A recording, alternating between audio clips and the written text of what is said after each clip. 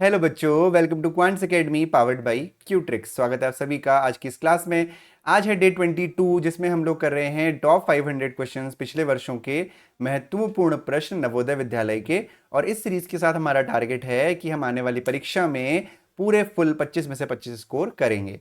तो चलिए शुरू करते हैं आज की इस क्लास को, जिसमें हम लोग कर रहे हैं टॉप 500 क्वेश्चन, है ना, उसके पार्ट कर रहे हैं। और आज है उसका 22वां दिन। 21 क्लासेस पहले हो चुकी हैं, अगर आपने नहीं देखी है तो उनको जाके जरूर एक बार देख लेना पहले। ठीक है, रोज 4 4 5 5 क्वेश्चंस करेंगे आप लोग तो आपके लिए बेहतर रहेगा। तो पहला जो हमारा क्वेश्चन है वो है what is the decimal equivalent of 1/5/8। Hindi वालों के लिए 1/5/8 का दशमलव मान क्या होगा, है ना। तो क्या करना है, 1/5/8 को हम क्या लिख सकते हैं, 8 1 8 और 8 5 13, 13/8 हम लोग लिख सकते हैं।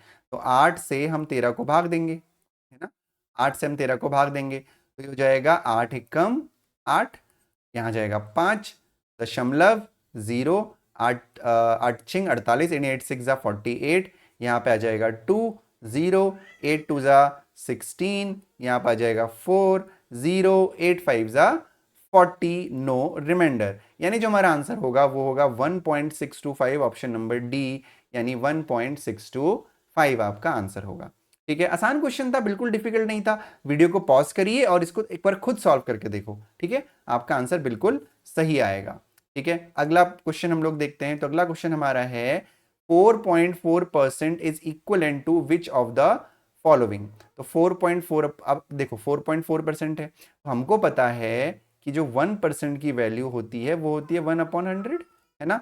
यानी 4.4% की जो वैल्यू होगी वो होगी 4.4/100। ठीक है ना। तो अब देखो 4.4/100, इसके आगे और भी सॉल्व हो सकता है, लेकिन जो हमारे पास ऑप्शन है, गलती से इन्होंने दो ऑप्शन एक जैसे दे दिए हैं, बी और डी सेम आंसर है, तो यही हमारा आंसर होगा। लेकिन इसके अलावा हम इसमें और क्या कर सकते हैं, इसके अलावा हम इसको 44/1000 भी लिख सकते हैं। क्यों, ये डेसिमल हटाया, नीचे जीरो बढ़ा दिया। और फिर इसके अलावा हम इसको 2 से कट कर सकते हैं, 2 2 4, 2 2 4, 2 5 10 और 0 0। इसके अलावा 2 1 2, 2 1 2, 25 250। तो इसका आंसर कुछ भी हो सकता है, ये भी हो सकता है, ये भी हो सकता है, ये भी हो सकता है और ये भी हो सकता है। तो ये इतने आपके ऑप्शंस हो सकते हैं आंसर के, जो भी आपके सामने रहेगा वो आपको टिक करना होगा। जैसे यहाँ पे 4.4/100 ही था, आगे हमें सॉल्व करने की आवश्यकता नहीं पड़ी। कई बार ऐसा होता है कि आप यहाँ पहुंच गए, ऑप्शन में ही नहीं है, तो उसको कट करके देखते रहना, आंसर आपका आ जाएगा। ठीक है, समझ में आया नहीं आया। चलो जी, बढ़ते हैं अगले क्वेश्चन की तरफ। तो जो अगला क्वेश्चन है हमारा, डिवाइडिंग 93.40 बाई 0.015। ठीक है, तो इसका जो आंसर होगा वो क्या होगा, 93.40 को 0.015 से डिवाइड करना है और अप्रोक्सीमेट आंसर बताना है। तो अप्रोक्सीमेट का क्या मतलब होता है बेटा, अप्रोक्सीमेट का मतलब होता है नियर अबाउट, मतलब जो आपका आंसर आ रहा है उसके सबसे क्लोजेस्ट आंसर क्या होगा, है ना। तो हम डिवाइड करेंगे, तो डिवाइड करने से पहले जो इसके डेसिमल्स हैं उनको हटा देते हैं। हो जाएगा आपका 0.015, है ना। ये डेसिमल हटाया, ये डेसिमल हटाया, यहाँ पे जीरो बढ़ा दिया। ठीक है, तो आप करेंगे 93400 को डिवाइड किससे, 15 से डिवाइड कर देंगे। ठीक है, 15 से डिवाइड करा तो 15 6 आपका हो गया 90, नीचे आ गया 3 और 4, 15 2 आपका आ गया 30, तो ये आ गया 4 और 0। ठीक है, फिर आ गया 15 2 30। ठीक है, तो ये आपका आ गया कितना, 1 0 और एक 0 नीचे आ गया। फिर आ गया 15 6 90, और फिर आपका कितना आ गया, 10 आ गया। अब ये चलता रहेगा आगे ऐसे ही।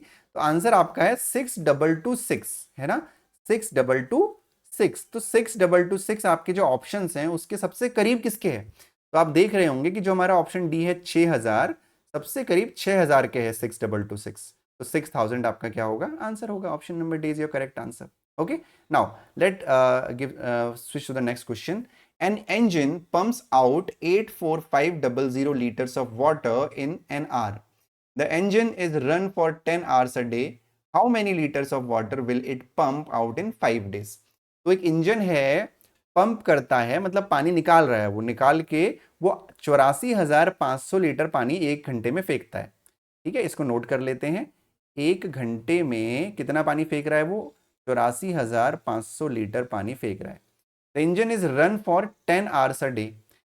अब एक दिन में वो 10 घंटे इंजन चलता है, तो एक घंटे में अगर इतना लीटर पानी फेंक रहा है तो 10 घंटे में कितना फेंकेगा, 84,500 इंटू 10 यानी 845000। How many litres of water will it pump out in 5 days? 5 दिन में कितना होगा? तो एक दिन में 10 घंटा, यानी 5 दिन में कितने घंटे हो गए भाई? 10। एक दिन में अगर वो 10 घंटा कर रहा है तो 10 घंटे में जितना है उतना एक दिन में तो है, यानी 10 घंटा बराबर हम एक दिन कह सकते हैं, 1 डे। 1 डे में 845000, यानी 5 डे में कितना हो जाएगा?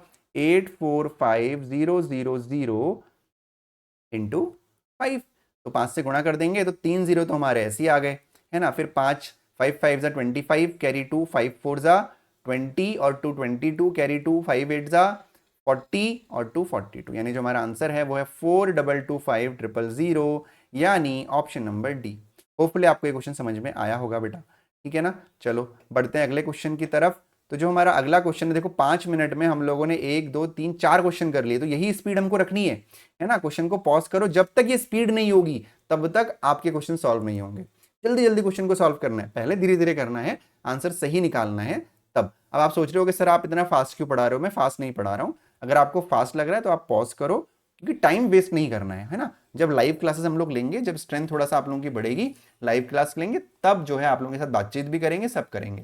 फिलहाल जो है पढ़ाई पे ध्यान देते हैं, एग्जाम हमारा नजदीक है। अगला क्वेश्चन हमारा है, what is the result of the simplification of the expression 2.5 divided by 0.5 into 0.1 minus 0.5? तो जो हमारा क्वेश्चन है वो है 2.5 भागा 0.5 गुणा 0.1 माइनस 0.05। तो हमें क्या करना है? हमें सबसे पहले हमको बेटा क्या है, बॉडमास का रूल हमको पता है, पहले हम डिवीजन सॉल्व करते हैं, यानी पहले हम इस वाले पोर्शन को सॉल्व करेंगे, ठीक है। इसको अलग से सॉल्व कर लेते हैं। 2.5 बट्टा 0.5, पॉइंट से पॉइंट हटा, 5 5 25 आ गया, तो ये आ गया 5। 5 इंटू 0.1 माइनस 0.05।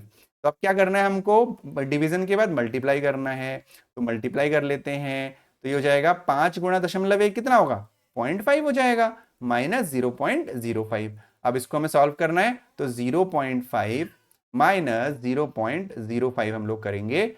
तो अब यहाँ पे बहुत आसान है, देखो कैरी लेंगे, यहाँ से 5 से 1 कैरी ले लेंगे, तो यहाँ पे 10 हो जाएगा। 10 माइनस 5 5, और यहाँ 4 बचेगा, तो ये हो जाएगा पॉइंट का 45, जो कि हमारा आंसर होगा, और वो है हमारा option number A. Option number A हमारा आंसर होगा। होपफुली गॉट इट एवरीवन, समझ में आ गया ना। चलो बढ़ते हैं अगले क्वेश्चन की तरफ। तो हमारा अगला क्वेश्चन है, a school library has different subject books as shown in the following pictograph, maths, Hindi, English and history. ठीक है, maths, Hindi, English and history. One, ये जो एक सिंबल है ये 50 बुक्स दिखा रहा है, जो ये एक है ना, ये एक 50 के बराबर है, ठीक है। Read the pictograph and answer the following, which subject books are minimum in number. बहुत आसान क्वेश्चन है यार, कुछ करने की जरूरत ही नहीं है, दिख रहा है आपको, ये 50 देने की भी इनको जरूरत नहीं थी भाई। सबसे कम हिस्ट्री है ना, 5 या 15, 150 किताबें हैं, ये करने की भी जरूरत नहीं है। तो ऑप्शन नंबर डी आपका आंसर हो जाएगा, सिंपल है ना। सबसे कम कहाँ है किताबें, ये आपसे पूछा गया, दिख तो रहा है कि इसमें 3 ही पेयर बने हुए हैं, तो यानी हिस्ट्री आंसर हो गया हमारा, ठीक है। समझ में आया? चलो अगला क्वेश्चन देखें फिर। अब तो अगला क्वेश्चन है हमारा, अभी मैं जो सैनिक स्कूल का जो आपका एक सेट है, सैनिक स्कूल का भी कराऊंगा क्वेश्चंस, डोंट वरी, ठीक है। The length of a rectangle is 7/5 of its breadth, if its perimeter is 48 centimetre, then what is the length. अगर इस क्वेश्चन को हम लोग हिंदी में समझे, तो हिंदी में ये क्वेश्चन हमसे कह रहा है कि एक रेक्टेंगल है, क्या है? एक रेक्टेंगल है। तो मैं पहले एक रेक्टेंगल बना देता हूँ आपके लिए। देखो बड़ा अच्छा से नहीं बना होगा ना, टेढ़ा मेढ़ा बन गया, फिर कहोगे सर ये रेक्टेंगल थोड़ी ना हुआ। देखो ये चुटकी में बनाते रेक्टेंगल बन गया, बन गया, बन गया ना रेक्टेंगल। तो रेक्टेंगल बन गया, तो rectangle of length is 7/5 of its breath. जो लेंथ है वो ब्रेथ की 7/5 है, यानी अगर ब्रेथ x है, अगर ब्रेथ x है तो लेंथ कितनी होगी बेटा? 7/5x होगी। इफ इट्स पेरीमीटर इज 48, अब पेरीमीटर क्या होता है? This plus this plus this plus this, है ना, यानी इन सबका योग, या फॉर्मूले से अगर करें तो twice into L plus B, यानी twice into 7/5x plus x, ये हो गया पेरीमीटर, और इसकी वैल्यू आपको 48 दे रखी है। तो ये 2 इधर मल्टीप्लाई में, तो इधर आके डिवाइड हो जाएगा, तो यानी हो जाएगा 7/5x plus x is equal to 48 divide by 2। अब इसको सॉल्व करेंगे, यहाँ पे एलसीएम 5 हो जाएगा, तो ये 5 1 जा 5 यानी 7x, इसके नीचे आप 1 मान लीजिए, ये हो जाएगा 5x। इज इक्वल टू 24, क्योंकि 48 बट्टा तो 24 होता है। 7 और 5 12 हो गया, तो 12x upon 5 is equal to 24 हो गया। क्रॉस मल्टीप्लाई में 5 को इधर मल्टीप्लाई कर दीजिए और 12 से डिवाइड कर दीजिए, तो x बराबर हो जाएगा 24 गुणा 5 बट्टा 12, 12 दूनी 24, 5 दूनी 10। ठीक है, तो x बराबर कितना आ गया, 10 आ गया। अब 10 पे टिक लगा के मत आ जाना, क्योंकि आपसे पूछा है कि लेंथ कितनी है, 10 तो विड्थ आई ना, चौड़ाई आई। कई बार होता है 10 आ गया, 10 पे टिक लगा के आ गया, नहीं, क्वेश्चन को ध्यान से पढ़ो, लेंथ पूछा गया है आपसे। तो लेंथ कितना है, 7/5 इंटू 10, तो 5 दूनी 10 हो गया, 7 दूनी 14 हो गया, यानी ऑप्शन नंबर सी हमारा आंसर होगा।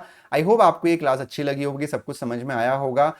ठीक है ना, अगर अच्छा लग रहा है तो लाइक करना, चैनल को सब्सक्राइब करना, इस तरीके से आगे पढ़ते रहना। ठीक है, क्योंकि प्रीवियस ईयर क्वेश्चंस करना बहुत ज़रूरी है। अभी तो मैं केवल नवोदय के करा रहा हूँ, फिर अभी तो सैनिक स्कूल के फॉर्म भी नहीं आए हैं, तो सैनिक स्कूल के जब फॉर्म आएंगे तो हम सैनिक स्कूल के क्वेश्चंस भी करेंगे। ठीक है, चलो तब तक के लिए अपना ध्यान रखो, मिलूंगा फिर मैं आपसे डे 23 में, यानी कल। और डेली क्लास हो रही है, कोई संडे नहीं, कुछ नहीं, डेली 10-10 मिनट की क्लास है। 10 मिनट ही तो पढ़ना है, बस 10 मिनट, 15 मिनट, 20 मिनट, इतना ही तो पढ़ना है, कोई प्रॉब्लम नहीं है, आराम से पढ़ सकते हैं हम लोग, है ना। चलो, thank you so much for watching बेटा, bye bye and take care.